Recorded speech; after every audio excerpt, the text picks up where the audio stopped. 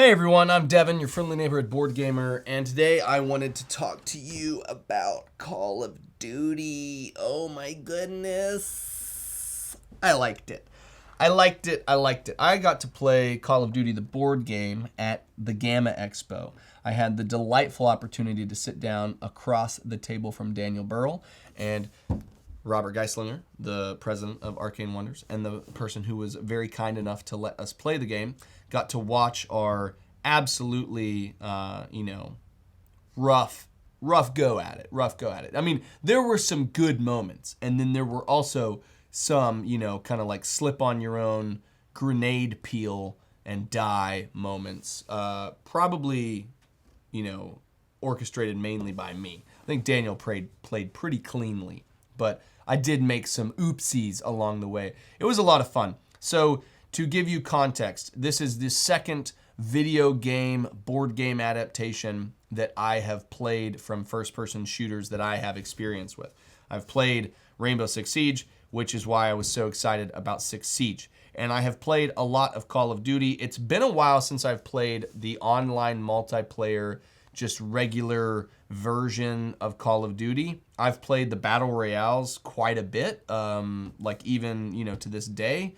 But it's been a while since I've played kind of like classic Modern Warfare or anything like that. It's been since college days probably since I've done that. So it's been a bit. But I'm still currently familiar with the Call of Duty world and familiar with a lot of how that game is presented. And in terms of this particular board game adaptation, the stuff that is shown right now is Modern Warfare. So it's what I'm the most familiar with. Maybe there's plans in the future to do kind of Call of Duty World War II, which is, I think, the second most popular iteration in the series or in the franchise.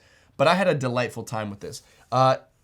Six Siege, I've talked a little bit about that. That is a very strategy heavy, very like tactical game where you're doing like squad tactics. And this is not that kind of game. And I think that is to its benefit. It is Call of Duty, the board game, is fast-paced, it's kinetic. It does involve careful planning. It involves the attempt to get into the mind of your opponent and plan out your movement to where you're the one who has the advantage whenever you fight.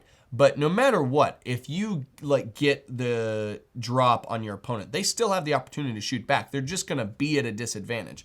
So this is all about developing lines of sight at the table. You have your own hidden map replica. You have the main map in the middle, and then each person has their own covered map, which has got its own, protector to where you can't see it. And then you're going to be doing programming. You're going to be determining your 4 movements on that turn, and the way with each of those movements, the way that you're pointing your gun to where, even if you're not aimed down sights directly, you are still at least pointing the muzzle of your, assault rifle or of your submachine gun. You're pointing it in a particular direction. And that is where you're going. We played on the Rust map, and we played Capture the Flag, which has a combination mechanically of killing each other like you would in Team Deathmatch, and also a little bit of Capture the Flag or area domination with the central flag that you can go to. So there's 2 different ways to score points in the online gameplay that we had. And if I remember correctly, if Devin Brain works when I'm editing, I will go ahead and I will post the link to that playthrough in the description so you can check it out. Our goal is to do a much more thorough playthrough. That was a, kind of rough and tumble filmed playthrough practically in a closet. It was a very small conference room at the Gamma Expo at the hotel there in Reno. And we did as best we could with the equipment that we had. But I think the goal is to do a much more thorough playthrough here at the Play the Game studio.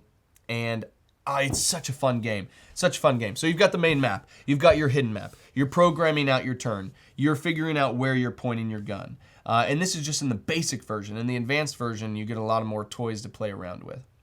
At any point, you act like each person moves their character for the same turn at the same time. Because if you ever are connected via a line of sight, you will immediately stop the resolution of your planning and you will fight. And when you fight, you're going to have the cards in your hand that you will play, which will determine the kind of rough extra bonuses that you get. If you are pointing down that line of sight towards your opponent, you will also get a line of sight bonus. And there are other ways to gain even more bonuses about who might get first strike, about maybe if you're dialed in on aiming down sights, which is something that comes in to play in the advanced version, you'll get even more bonuses. It's just this crazy programming, quick resolution as well of these combats. And like, say, someone's going to die. You're going to have a fight, and one of those two people is going to get shot and killed. And then they will be respawning for their first of their 4 movements in the next round. And then the other person who won the combat is going to get a point, of course. And then they are also going to be able to choose if they want to finish fully resolving the rest of their actions. If that happened on the first or the second movement, they could have their third and fourth movements be fully resolved if they want to, which might involve them running towards the flag if you're playing Capture the Flag. But the combination of how this game plays quickly, plays intelligently, and then also scales as you get to the advanced play is a lot of fun. Because once you get to the advanced play, you start to get your kill streaks, you start to get your loadouts, you'll get grenades and proximity mines. I assume there will be stuff like claymores as well. You'll get, in the basic version of the game, your guns are just your guns, but as you get later, you'll have even more, particular specific benefits that you get based off of the gun that you're using. Your characters will go from just being the thematic characters like Ghost and Soap and Captain Price and stuff like that. You'll get those characters, and then on the flip side of them, the advanced side, you'll get benefits. So like Ghost, for example, gets an extra bonus if the person that he's fighting doesn't have line of sight to them. Like if they're looking the wrong way, Ghost gets an extra bonus because Ghost likes to sneak up on people.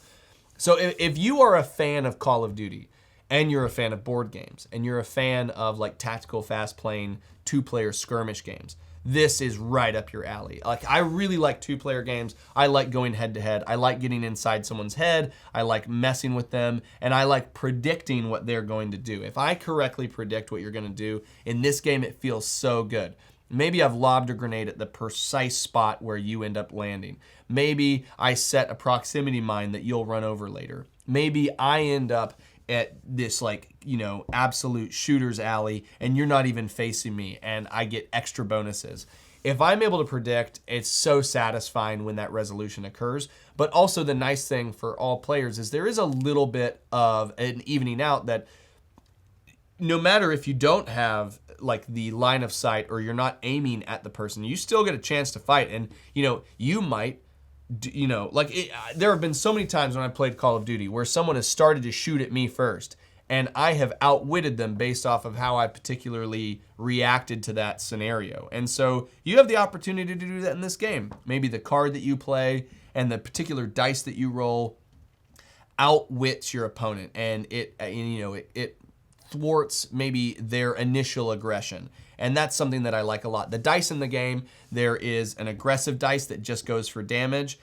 There is a tactical advice that tries to push you up your track, which usually means you do more damage based off of your weapon.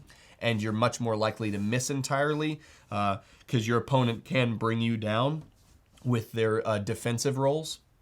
And then there's the defensive dice, which both allows you to negate the intensity of your opponent's attack and also make you more reactive to where maybe you can get first strike to where you shoot first. So really, really, really cool game. I like it a lot.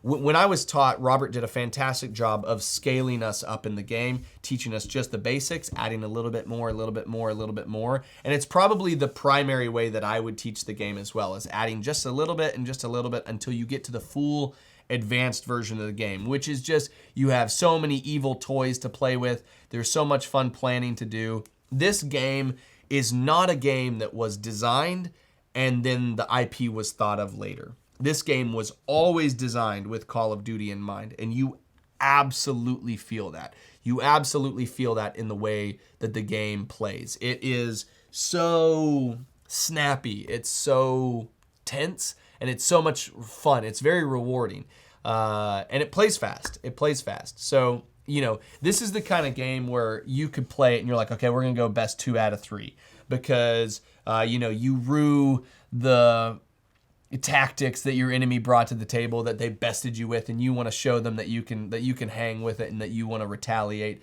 and get one over on them. And so it's a lot of fun. We played it for maybe 2.5 hours, and we breezed through it. Oh my! It just played so smooth, and I can't wait to see what's unlocked. So this is the thing: is like I don't actually know what is going to be unlocked during the campaign. I know what I played, and I know the potential of what is going to be there. And if you watch the playthrough video, you'll see everything that I saw.